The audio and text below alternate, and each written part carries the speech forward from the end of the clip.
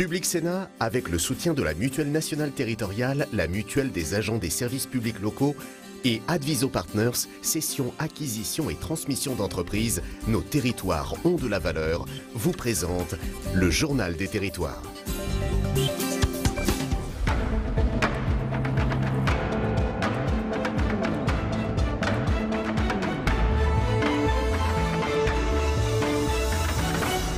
Bonjour à tous et bienvenue en ce vendredi dans notre émission avec la presse quotidienne régionale, les télés locales de France et TV5 Monde. Eh bien, 3 parties dans cette émission. Dans un instant, c'est le JT des territoires. Je vais vous y retrouver pour le présenter. Et puis ensuite, en deuxième partie, c'est Territoire d'info avec l'invité politique en direct sur ce plateau. Ce matin, c'est Yann Brossat qui est aux Européennes à la tête de liste du Parti communiste et qui est adjoint à la mairie de Paris. Il sera notre invité en direct sur ce plateau tout à l'heure. Et puis, en troisième partie, c'est l'actualité parlementaire dans cette édition. Voilà, tout de suite, c'est le JT des territoires. On s'y retrouve dans un tout petit instant. À tout de suite. Bonjour à tous, à ceux qui nous rejoignent. On part pour la Sarthe tout de suite pour débuter ce journal télévisé où, malgré la liquidation judiciaire, les salariés d'Arjowiggins continuent d'occuper leur entreprise. Christelle Morancé, la présidente du Conseil régional des Pays de la Loire, s'est rendue sur place cette semaine pour présenter les mesures d'aide exceptionnelles proposées aux salariés. Hélène Galliana de Via LMTV en Sarthe, notre partenaire, était présente. Ces 600 vies accrochées le long des murs du site de Bessay-sur-Bray.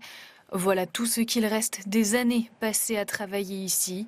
Pour les salariés, l'après n'est pas encore au rendez-vous. On parlait de tout ça, qu'on allait être dirigé pour faire autre chose. Non, pour nous c'est un petit peu trop tôt, quoi. Vendredi c'était fini, et puis lundi on nous parle déjà d'aller au chômage et tout ça. Non, on tient quelque chose, on tient à notre métier. On a eu une réunion justement pour aller à Pôle emploi et j'ai quitté la salle. J'étais pas à ma place, pas du tout. Vous voyez ? Non, je suis encore ma maison est là. Christelle Morancé est venue ce matin soutenir les ex-salariés et leur présenter les différents plans d'aide. En complément des fonds de l'État et de Pôle emploi, nous mettons une enveloppe d'1 million d'euros pour les formations. S'il y a besoin de compléter, on recomplétera. Donc en plus des 1 500 000, on rajoute 1 million d'euros pour le volet formation. On ouvre également l'ensemble des dispositifs de formation aux salariés d'Arjowiggins. Et puis également, ces formations vont être territorialisées. Et puis un appui également sur le volet mobilité, puisque c'est une enveloppe de 900 000 euros que la région va débloquer pour accompagner la mobilité des différents salariés. D'autres espèrent que ces formations trouveront des débouchés. Voilà, elle débloque bien les fonds pour nous aider, surtout pour faire les formations. Ça, il n'y a pas de souci. Après, est-ce que la formation va débloquer sur un emploi ? Pas sûr. On espère, mais bon. Au total, sur le seul site de Bessay-sur-Bray, près de 600 personnes vont devoir retrouver un emploi. On part pour Bordeaux, un fonds de soutien pour les commerçants et artisans impactés par la crise des Gilets jaunes. Un fonds de soutien de 2,6 millions d'euros pour les commerçants et artisans qui ont eu des problèmes sur place. C'est une aide exceptionnelle selon certains critères qui est à la fois attribuée par Bordeaux Métropole, la région Nouvelle-Aquitaine, la Chambre de commerce et la Chambre des métiers de la Gironde, tous réunis. Un site internet dédié a été ouvert pour le dépôt des dossiers. Plus de détails avec Dominique Parmentier de TV7 en Gironde. C'est la chaîne du groupe Sud-Ouest, notre partenaire. Difficile de chiffrer exactement l'impact du mouvement des Gilets jaunes, mais selon une étude de la CCI, les commerces du centre-ville de Bordeaux et en Gironde ont enregistré une perte d'activité de plus de 20%, voire de 50% le samedi dans certains secteurs depuis le 17 novembre. Sur l'ensemble de la Nouvelle-Aquitaine, la fréquentation aurait baissé de plus de 20%. C'est donc pour leur venir en aide qu'un fonds de soutien exceptionnel de 2,6 millions d'euros a été mis en place. 2 millions par la région, 500 000 euros par Bordeaux Métropole et 100 000 des chambres consulaires de Gironde. Et c'est la CCI de Bordeaux qui instruit les dossiers. Et aujourd'hui, nous lançons la plateforme sur laquelle les commerçants, dès ce matin, peuvent remplir leur dossier en ligne et pouvoir avoir une réponse très rapide d'indemnisation ou pas indemnisation en fonction des critères qui nous sont imposés par les financeurs. Les sommes attribuées peuvent aller de 1 000 euros pour les entreprises de moins d'1 an à 16 500 euros maximum selon la perte du chiffre d'affaires, mais aussi la situation géographique. Pour les personnes qui sont dans Bordeaux, bien sûr, c'est le fonds de soutien de la métropole à partir de 20% de perte.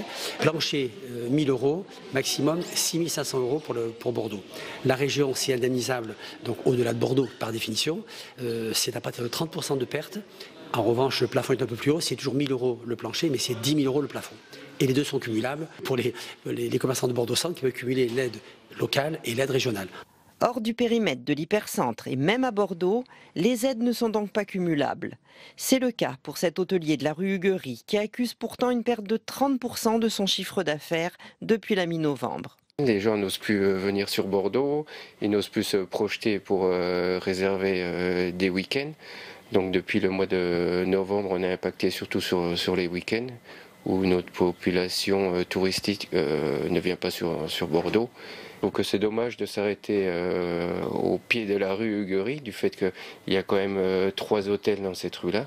Et les touristes descendent souvent dans ces hôtels de proximité du centre pour venir visiter Bordeaux. Les collectivités et les chambres consulaires sont bien conscients que cette aide ne suffira pas et qu'elle sera éventuellement renouvelable dans la mesure où personne ne sait aujourd'hui quand le mouvement s'arrêtera. On poursuit ce tour de l'Hexagone dans ce JT. Chaque jour depuis Sérignan, le village où il réside, Arnaud prélève l'eau de l'Orbe, un fleuve qui traverse les départements de l'Aveyron et de l'Hérault. Cette eau, problème, abreuve ses vignes lorsqu'il les met en submersion dès le début du mois de mai. Et le problème, c'est que le taux hors norme de salinité tue ces vignes. Le sel se répand jusque dans les nappes phréatiques et toute la plaine est touchée. Et avec cette sécheresse qui est là, cette année, l'eau manque. Anne-Sophie Pellegrini de Via Occitanie. Chaque jour, depuis Sérignan, où sont ses vignes, Arnaud prélève l'eau de l'Orbe, un fleuve qui traverse les départements de l'Aveyron et de l'Hérault. Cette eau abreuve ses vignes lorsqu'il les met en submersion dès le début du mois de mai. Chaque jour, il mesure la salinité de l'eau. On est à 1,88 g. Il y a 2 fois la dose maximum. Un taux hors norme qui tue ses vignes. Ça fait des nécroses tout autour de la feuille. Et le feuillage commence à être un peu amoindri, la récolte aussi. Deuxième année, il y a une perte de feuillage, une perte de récolte en 2 ou 3 ans et la souche crève au bout d'un moment. Donc c'est comme là, voilà. Là vous voyez, il y a tous ces manques sont morts du sel. Et là, celle-là, elle est morte. Voilà. En cause, la sécheresse et les pompages réguliers de la rivière qui servent à récupérer l'eau potable et irriguer les cultures. Conséquence, le débit diminue. À cause de ce faible débit, l'eau salée s'infiltre de plus en plus dans la rivière et détruit les vignobles lorsqu'ils sont submergés. Et ce n'est pas tout, le sel se répand jusque dans les nappes phréatiques et toute la plaine est touchée. On n'a aucun arrêt sur cette rivière, il n'y a pas de barrage anti-sel, pas de paissière. Et c'est ce qui arrêterait, s'il y en avait un, qui arrêterait l'entrée de l'eau de mer. En temps normal, les viticulteurs mettent leurs vignes en submersion à partir du début du mois de mai. Cette année, l'eau manque. Ils ont commencé au début du mois de mars. On part pour la Martinique, où la préfecture et le parquet ont décidé de prolonger l'opération Déposer les armes jusqu'au 15 avril prochain. Les particuliers pourront donc remettre leurs armes aux gendarmes et aux policiers sans risquer de sanctions pénales. Seulement, ce type d'opération devrait-elle être plus récurrente et peut-être mieux ciblée selon certains syndicats de police? Loïc Régis de Via ATV Martinique nous le raconte. Des pistolets et fusils de tout calibre, hors d'état de nuire. Les 3 premières éditions Déposer les armes ont permis de récolter au total près de 1070 armes et 41 500 munitions.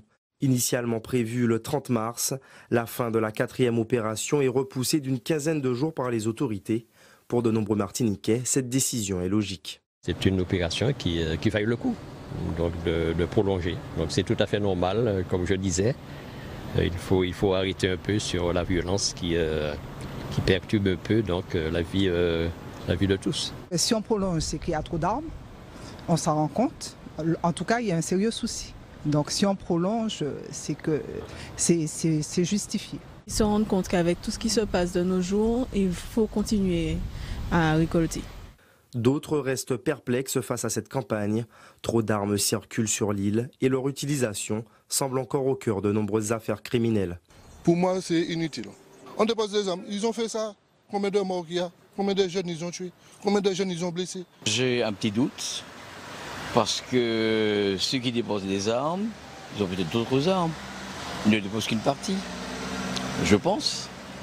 Et puis, bon, une fois que c'est terminé, ils vont recommencer, quoi. Si le maintien de cette action est salué par les syndicats de police, il nuance quand même son impact. C'est une bonne nouvelle.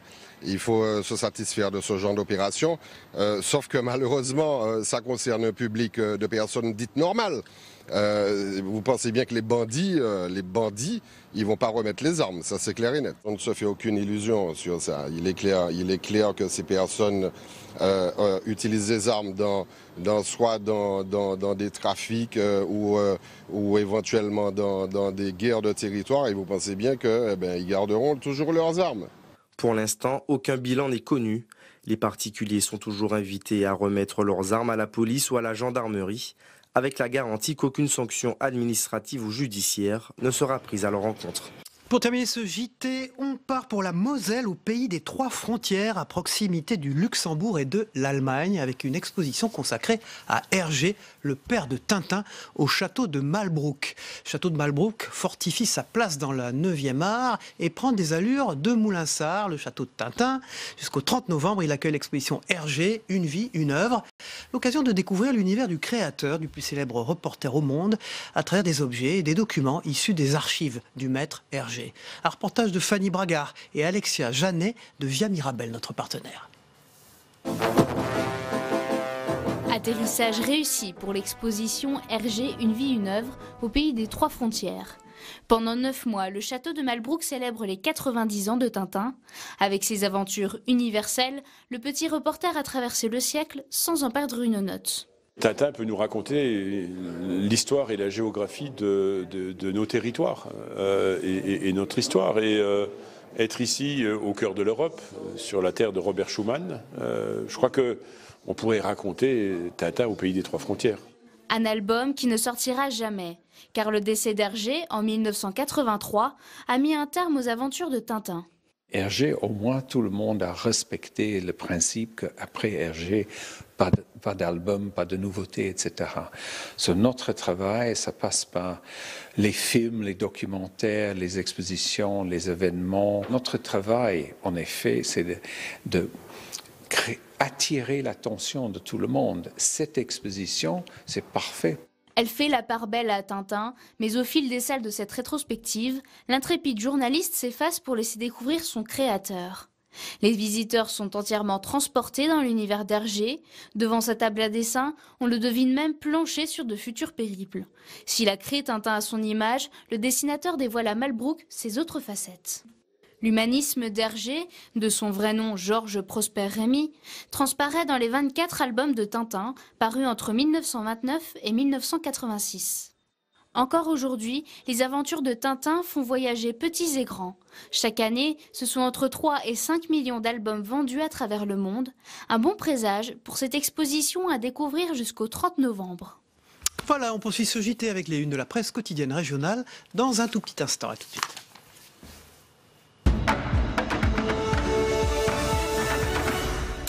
On commence avec Presse Océan Saveria, bonjour, et les chiffres inquiétants du sida en France. Le SIDAction débute aujourd'hui et si le virus ne fait plus peur, les derniers chiffres sont plutôt inquiétants dans la région de Nantes. Il y a 150 nouveaux cas par an. Aujourd'hui, de plus en plus de jeunes se disent moins bien informés au sujet du virus, un contexte de banalisation du VIH et du sida que déplorent les experts et constater aussi une méconnaissance de ce virus, notamment chez les jeunes. 1 sur 4 estime être mal informé sur la question. Selon un récent sondage de SIDAction, 25 000 personnes sont porteuses du VIH en France sans le savoir. Voilà, les consultations s'achèvent. Que peut-il sortir du grand débat? C'est à la une de l'Union aujourd'hui. On en parlera tout à l'heure avec notre invité politique, Yann Brossat, bien sûr. Dernière ligne droite pour le grand débat. Lundi, ce sera la restitution officielle autour d'une cérémonie au Grand Palais avec Édouard Philippe. Hier, les sénateurs ont entendu Emmanuel Vargon et Sébastien Lecornu, les ministres en charge de cette consultation. Et mercredi prochain, ils débattront dans l'hémicycle autour du grand débat. Tout le monde attend désormais les annonces du président de la République. Quelles sont les mesures possibles ou non? Annonces fiscales, annonces économiques, annonces sociales, c'est-à-dire dans l'Union. Et puis le Brexit à la une de Ouest France, le plus grand quotidien français, c'est l'angoisse des pêcheurs français aussi. 180 navires du Grand Ouest et des Hauts-de-France dépendent pour leur pêche des eaux britanniques. En cas d'absence d'accord, ils craignent une interdiction d'accès dès le 12 avril, alors que le rejet de l'accord par les députés britanniques accroît donc le risque de Brexit sans accord. La France commence à envisager des solutions sociales d'arrêt de bateaux, au moins temporaires, explique Didier Guillaume, le ministre de l'Agriculture et de la Pêche. Il se peut que le no deal empêche tous les pêcheurs européens d'aller pêcher dans les eaux britanniques. Ce serait un drame. Il n'y a pas du tout d'autre possibilité de report ailleurs. Donc nous avons commencé à envisager des solutions sociales d'arrêt de bateau. C'est donc déclaration de Didier Guillaume, le ministre de l'Agriculture et de la Pêche. Les pêcheurs du nord de la France, notamment ceux des Hauts-de-France, seront les plus touchés. Ils dépendent parfois à hauteur de 50% des captures réalisées dans les eaux britanniques. Les répercussions, elles se feront aussi sentir en aval, dans les entreprises de transport, de transformation des produits de la mer, mais aussi de conditionnement. Et puis, vous allez nous expliquer, Saveria, ce qu'est le micro-travail. C'est à la une du Républicain Lorrain. C'est nouveau, c'est pas forcément bon. Après le travail précarisé, l'ubérisation, bienvenue dans le monde du micro-travail. De plus en plus de plateformes numériques proposent des êtres humains de travailler pour des intelligences artificielles, des micro-tâches de quelques minutes derrière son clavier pour quelques centimes. C'est le dernier avatar du capitalisme numérique. Ce micro-travail remet au goût du jour le travail à la tâche, un travail mal payé donc et socialement désastreux. Il y aura en France 330 000 micro-travailleurs du clic. Merci Saveria, on retrouve en troisième partie pour l'actualité parlementaire. Voilà, dans un instant, c'est le Club de la Presse. J'accueille Denis Caro, Jean-Baptiste Forêt. À tout de suite. Bonjour Denis Caro, directeur de la rédaction du groupe Nice Matin. Merci d'être avec nous sur ce plateau aujourd'hui. Alors avec vous, une exclusivité passionnante. C'est un milliardaire anglais qui veut racheter le club de Nice, l'OGCN, le fameux. Et donc vous allez nous raconter d'abord comment vous avez appris ça dans un instant, et puis les tractations, les dessous de ce deal du siècle pour Nice en tout cas. Et puis avec vous, Jean-Baptiste Ferrin, on va parler de ce conseiller territorial New Look. C'est ce que vous écrivez dans ce papier de la Gazette des communes, des départements et des régions. Vous représentez sur ce plateau. Et là, on démarre avec vous. Ce conseiller territorial, il va cumuler des fonctions qui existent déjà. Et puis en même temps, on a déjà entendu parler de lui.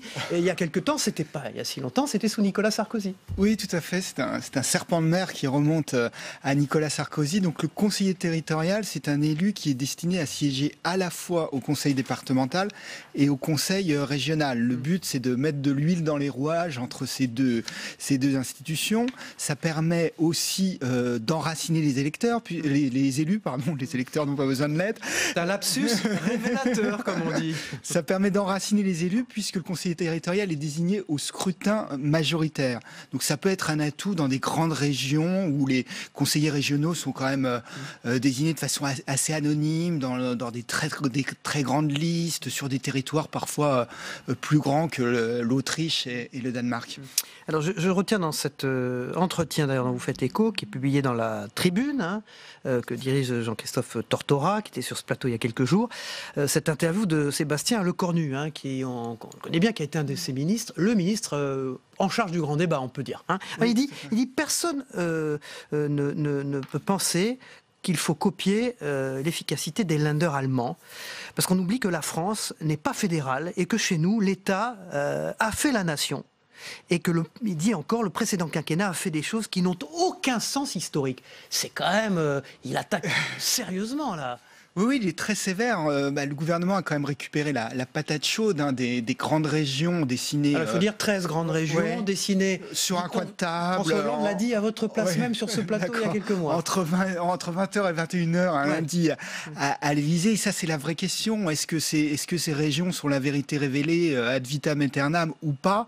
Le gouvernement, par la voix de Sébastien Lecornu, se montre très sévère. C'est pas l'efficacité des Länder, ça veut tout dire. Oui, mais en même temps, il compte pas bouger les limites de ces grandes régions parce que les élus n'en peuvent plus du changement permanent. Donc ce conseiller territorial, c'est une solution un peu hybride, pour ne pas dire casse-gueule. Alors une dernière chose, le coût de tout ça, est-ce qu'il va être doublement, triplement payé s'il a plusieurs fonctions, ce conseiller territorial? Vous en parlez dans le papier, c'est pour ça que je pose la question. Le gouvernement avance des économies, c'est-à-dire qu'on passerait de 6 000 élus, enfin c'était en tout cas le schéma de Nicolas Sarkozy, de 6 000 conseillers départementaux et régionaux à 3 500 conseillers territoriaux. Si on considère que les nouveaux élus doivent être payés pour 2 mandats pour le prix d'un, ce qui est quand même un peu paradoxal, ça génère une économie de 40%, c'est-à-dire de 72 millions d'euros. Mais c'est peanuts en fait, 72 millions d'euros. Au regard de ce que représentent les budgets des départements et des régions, c'est près de 100 milliards. Vous restez avec nous, Jean-Baptiste Forêt, ce très bon papier sur le conseiller territorial New Look à la une de la Gazette des communes, des départements et des régions. Restez avec nous pour la deuxième partie de l'émission. Nice Matin. Une exclusivité, alors là le monde sportif va être en ébullition du côté de la Côte d'Azur, Denis Caro. Rebonjour, un milliardaire anglais veut se payer l'OGCN, il s'appelle Jim Ratcliffe, c'est l'homme le plus riche d'Angleterre quand même. Oui, c'est pas n'importe qui et effectivement ça pourrait être l'affaire du siècle pour l'OGC Nice qui appartient pour le moment à un consortium sino-américain. Qui gagne de l'argent ou qui gagne pas d'argent avec l'OGC Nice pour le moment et qui a peu investi. En tout cas, il y a beaucoup de reproches du côté des supporters sur l'absence de recrutement pendant le mercato et donc l'arrivée de ce milliardaire anglais. Qui vaut 24 milliards. Qui pèse 24 milliards. Il est à la tête d'une entreprise pétrochimique qui emploie 18 000 personnes dans le monde. 24 milliards, c'est sa fortune personnelle. C'est sa fortune personnelle. Oui. Donc, il est prêt à engager tout ce qu'il faut pour investir dans l'OGC Nice. Et l'ambition, elle est très claire, c'est emmener l'OGC Nice au niveau de la Ligue des Champions et faire de Nice, alors pas forcément le PSG tel qu'il est aujourd'hui, mais en tout cas un club de la trempe de Monaco et de Lyon. Il en a les moyens. C'est ce que nous a expliqué son frère qu'on a rencontré hier, qui a rencontré Robert. Est-ce qu'il est aussi riche que lui ? Alors ça l'histoire ne le dit pas, mais les choses, c'est pas une hypothèse en l'air. Les choses sont très sérieuses. Il a rencontré hier Christian Estrosi. Alors est-ce que Christian Estrosi, il a intérêt à lâcher ça ou pas ? C'est quoi ? Il a intérêt, comme Nice, que l'OGC Nice ait les meilleurs résultats possibles et que l'OGC Nice soit européen chaque année. Le prix de vente, il dit qu'il ne le connaît pas. Prix de vente, il est estimé à une bonne centaine de millions d'euros. En tout cas, c'est l'estimation des tractations qui ont lieu en ce moment. On est prudent, on veut payer le juste prix, dit le frère. Oui, mais ils sont prêts à payer suffisamment cher. Qu'est-ce qu'on peut tenir, pas comme quoi, on investit dans du marketing quand on rachète un club comme ça pour un homme d'affaires richissime, ou c'est juste la passion du foot? Il y a la passion du foot et visiblement c'est le cas de Jim Ratcliffe, mais un vrai intérêt pour le sport aussi puisqu'il a acheté très récemment l'équipe cycliste Sky, c'est pas rien, c'est effectivement de l'image et c'est aussi pour Jim Ratcliffe un vrai attrait pour la Côte d'Azur.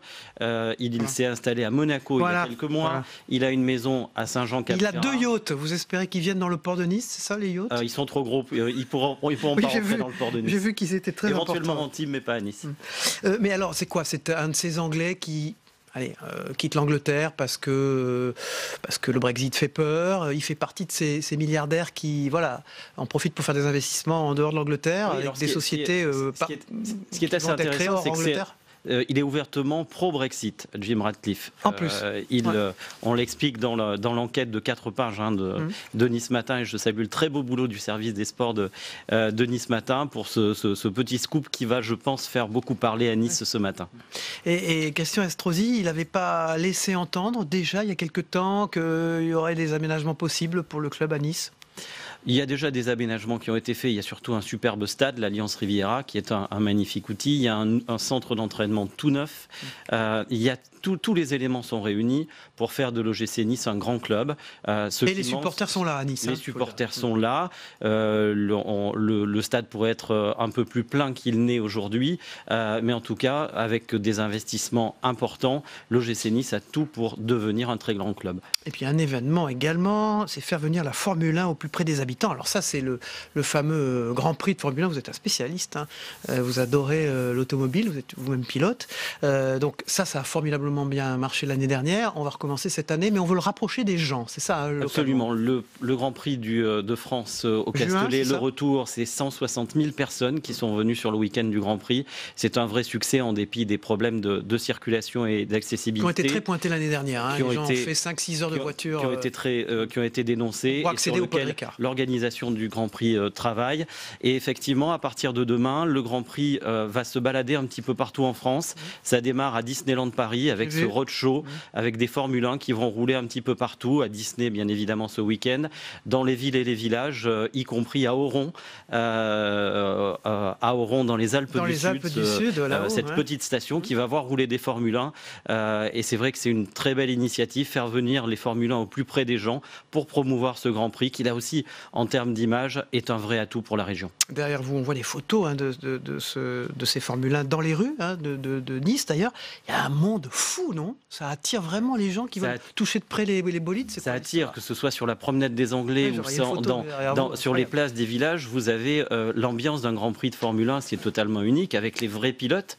Daniel Ricciardo, le pilote Renault, fera partie des pilotes qui seront sur place. C'est vraiment un événement exceptionnel. Et puis avec un petit génie de 20 ans, hein, c'est Charles Leclerc, qui est monégasque. Le monégasque. Hein, qui, alors lui, porte haut les couleurs de Monaco dans la Formule 1. Incroyable. Et qui position la semaine dernière. Qui est chez Ferrari, qui a fait son premier podium le week-end dernier à Bahreïn et qui a devant lui une très belle carrière. Vous revenez nous en parler, hein, bien sûr, hein, d'ici juin. Denis Caro, directeur des rédactions de Nice Matin, qui reste avec nous pour la deuxième partie de l'émission. Tout de suite, on regarde ensemble la météo des territoires. Vous allez voir, c'est du beau temps qui arrive et on se retrouve juste après. La météo vous est présentée par l'Assemblée des départements de France.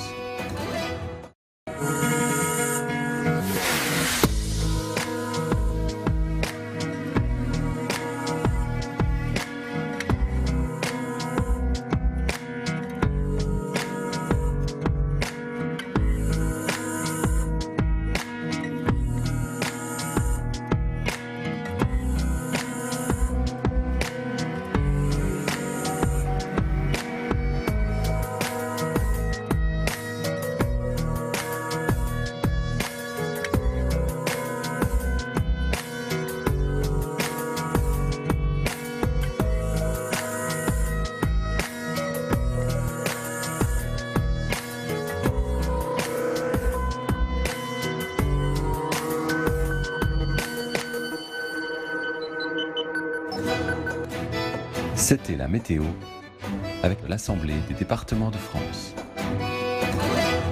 Voilà, qu'en quelques instants, c'est l'invité politique. Tout de suite, on va se rendre du côté de la Libye, où l'ONU s'inquiète de l'escalade militaire. Puis au Rwanda, vous allez le voir, où l'on revient sur les massacres des Tutsis, ce génocide. Enfin, Belgique, où le Premier ministre Charles Michel présente ses excuses aux métis issus de la colonisation. C'est le Zap Monde de T5 Monde, ce que vous devez retenir de l'actualité du monde en quelques minutes. On se retrouve après. Public Sénat, avec le soutien de la Mutuelle nationale territoriale, la Mutuelle des agents des services publics locaux et Adviso Partners, cession, acquisition et transmission d'entreprises, nos territoires ont de la valeur, vous ont présenté le Journal des territoires.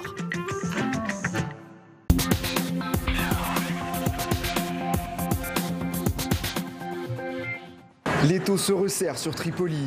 Sur ces images, les forces fidèles au maréchal Khalifa Haftar se dirigent vers la capitale libyenne, répondant à un appel de l'homme fort de l'Est du pays passé plus tôt dans la journée sur Facebook.